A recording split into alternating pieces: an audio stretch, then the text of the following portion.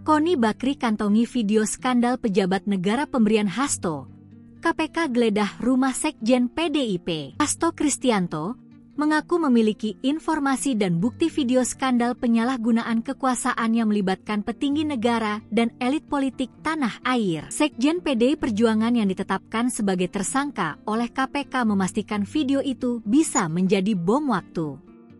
Juru bicara PDIP, Guntur Romli, menyatakan video itu disimpan di tempat yang aman. Ia berjanji, video akan dipublikasikan di waktu yang tepat karena skandal besar itu lebih bombastis dibandingkan dengan kasus Watergate di Amerika Serikat.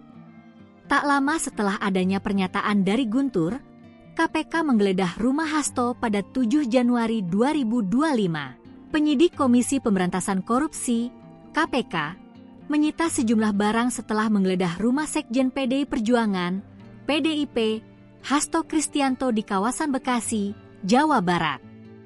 Kuasa hukum Hasto, Johannes Tobing mengatakan barang yang dibawa penyidik tidak banyak, hanya sebuah buku catatan milik ajudan Hasto yakni Kusnadi dan sebuah flash disk. Johannes mengatakan tidak mengetahui isi dari flash disk yang dibawa oleh penyidik. Komisi Pemberantasan Korupsi, KPK, menegaskan bahwa kegiatan penggeledahan yang dilakukan di rumah Sekretaris Jenderal, Sekjen, PDIP, Hasto Kristianto merupakan kewenangan penyidik. Juru bicara KPK, Tessa Mahardika, mengatakan penggeledahan ini tidak ada kaitannya dengan ketidakhadiran Hasto ke KPK sebagai tersangka dalam kasus yang melibatkan Harun Masiku tersebut. Terlebih, Hasto juga sudah menyampaikan konfirmasi soal ketidakhadirannya tersebut.